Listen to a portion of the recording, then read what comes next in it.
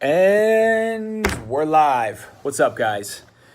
It is Matt here with Project Unbroken. And today I wanted to go over a couple tips that I had for heroin withdrawal, heroin recovery, maybe getting into a maintenance program, getting out of a maintenance program, and things you can do to make that a little bit easier. And this tip, or what I want to talk about today, is kind of self-care. And when we're going through rough times, whether that's, when we're withdrawing, when we're just, stressing out about recovery, stressing out about addiction, stressing out about life in general, I think one of the things that seems to slip under the radar is us remembering to take care of ourselves. And what happens is we stop focusing on taking care of ourselves and we get really consumed by everything that seems to be happening around us. I remember in my addiction, I wasn't exercising at all. I was trying to figure a way out of my addiction. I was just barely trying to make ends meet. And I think it ends up being a vicious cycle because you stop taking care of yourself, and what ends up happening is you start to lose respect for yourself, or you lose your self-respect. And then you start looking at yourself as, even subconsciously, like you're not that important because you're not treating yourself like you're very important. And I was reminded of this the other day because work's been super busy. There's just a lot going on at work, at home, all good stuff, but it's just busy. And while I do my best to, try to eat well, I try to exercise, I try to take care of myself, a lot of times I noticed that I would put my self-interest on the back burner in order to try to keep up with everything else that's going on. So I forget what day it was last week, Thursday or Friday. It was towards the end of the week, crazy week. And I noticed my car was kind of a wreck. I haven't shaved my face, or I didn't have a haircut recently. And I could feel that old feeling creeping back in. Even just as something as simple as my car being dirty. I was just getting in it, and I was kind of getting used to it being dirty. There was just kind of shit all over the place.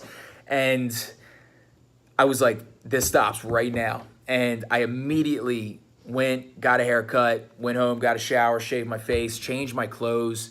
I went to the gym, got a good sweat in before that, and got my car all cleaned up, vacuumed, outside cleans. I spent 2 hours just getting my shit together. Yeah, I was busy. I didn't really have the 2 hours, but I knew that I had to set that time aside, or I was just going to kind of spiral into this fucking self-loathing feeling of just not feeling myself. And the difference that made was huge. And it's just because I got in my car, it was super clean. I felt good about having my wife get in the car again. She doesn't care, but it's just, I was proud of myself. First of all, I love my car. And when it was nice and cleaned up, I was like, oh yeah, this is what I'm talking about. This is who I am. I'm that dude with the clean car, the shaved face. I'm in shape. I got my hair cut. I got my shit together. Even just to do those 3 little things made me look at myself with more self-worth. And when we're coming out of addiction, or, a maintenance program, or, any major shift in our life, these little things are really important. The way we view ourselves is really important. If we're looking at ourselves like we're a second-class citizen and we don't deserve to clean ourselves up or take care of ourselves, we start to let just other things slip by the wayside. It's all about momentum. And, when you're happy with yourself, when you feel good about yourself, when you feel good about the way you look, and you feel good about the way you feel, and you're thinking clearly, you start making better decisions that will improve your self-worth, and it'll only benefit you in the long run. If you start letting things slip, and your hair gets all whatever, all fucked up, and you're scruffy and you're woofing out in the neck and your clothes are all tattered and car's dirty, house is dirty. It's just a slippery slope. We start to lose a level of self-respect, and it's just we're not putting the same effort into ourselves as we need to be. And especially when times are stressful, you have to take care of number one. I'm a big believer in the fact that you can't pour from an empty cup. So I know that it feels like a lot of times the world is, the weight of the world is on our shoulders, and we got to help other people out, and we have to help ourselves at the same time. But if you don't help yourself out first, you're not going to be any good to anybody. The stress that comes with just not having your own shit together is going to limit you from the good you can do to help others. And I know a lot of you guys out there have kids, you have significant others, boyfriend, girlfriend, husband, wife. A lot of you guys have parents that you take care of.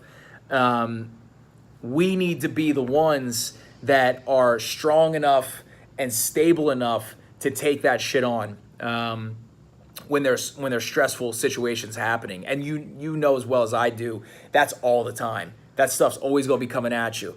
You are going to be better prepared to handle that stuff if number one is taken care of. If you feel good about yourself, you have a level of self-confidence, you feel good about going out into the world and handling your shit. If you're not feeling yourself and you're not taking care of yourself physically, even just with your hygiene, whatever, you're not going to be feeling as confident about going out there and tackling your problems. You're not going to feel like you're up to the task to go out there and handle your shit, because it's not easy. And a lot of times, even today, for instance, I woke up, I start my day like 3:45, 4 a.m. I woke up and right off the bat, I was feeling this all kind of swollen. I'm not sure if I'm getting sick or whatever. And my first thought was cancel all your appointments, stay in bed and get better. And I was like, fuck that, I can't do it. I got up immediately. As soon as that thought hit my head, hit the shower, shaved my face, got cleaned up, put my gear on, drank a cup of coffee, fucking went out the door, and I got after it. And it's been pretty nonstop all day. I've had a bunch of appointments, a bunch of meetings, and every one of them, I haven't really been fucking excited to go, to go into them. But you'd be surprised what having, even just a level of self-confidence, just from getting a shower and getting some water on your face and cleaning yourself up a little bit. I was like, all right, I can fucking do this. I can handle this. And I just crushed a big fucking cup of coffee, went into my first appointment and smashed it. After that, I was like, all right, you're good. Next appointment was a half hour later, smashed it. I had a meeting about a half hour after that. Before that, I had to go pick my daughter up and drop her off at school. We had a great little breakfast, had some, funny back and forth. My daughter's 4 years old, so us having conversations is a fairly new thing that I really enjoy my time doing. But even for her, for instance, if I pick her up and I'm like, hey, Tara, if I pick her up and I'm all unkempt and unshaven and not feeling good about myself, that's going to rub off on her, and she's not going to have the same quality experience with her dad that she deserves to have. It's not her fault that, I'm up all night doing work and shit, and I got to be up early and I'm not feeling 100%. I got to get my shit together so she can have a better morning, so she can have a better day, so she can have a better life. And that's what, we all need to do when we're going through stressful times. Again, withdrawing, recovery, maintenance programs, whatever it is. We're just feeling depressed, down and out, anxious, whatever. This is where fake it till you make it comes in. You might not be feeling it, but you got to fucking fake it. Go out there, face the day, head on. Take this shit that's coming at you, these stressful situations, just run straight at them. Because again, the first thing I wanted to do was pull the covers back up over my head, go back to bed and pretend that I didn't have any responsibilities to take care of. But shaving my face, getting a shower, just getting my shit together, and then going into my appointments and my meetings and just fucking feeling like a boss and handling it. Now I'm good, It's about 10:15 in the morning right now. I've been up for 6 hours. If I would have slept in, I'd be feeling like shit right now because I know that I had 5 really important meetings this morning that I would have fucking missed already. And then I'd have to make them up tomorrow when honestly, I'm going to be tired tomorrow at 4 a.m. too. So if you guys have shit on your plate that you need to handle, do yourself a favor. If you're a guy, shave your face. If you're a girl, whatever, do your hair, get your makeup on, crush a cup of coffee, put on some gangster rap, and go handle your shit. You're going to feel better. Even if you don't want to do it, go to work. Even if your job sucks, go to work, kick ass at that job. Start working on your side hustle when you have time. Do that then. Just got to keep moving. You have to understand that nobody's going to afford us any breaks, even when times are tough. When times are tough and it feels like that treadmill of life is speeding up, you just got to run faster.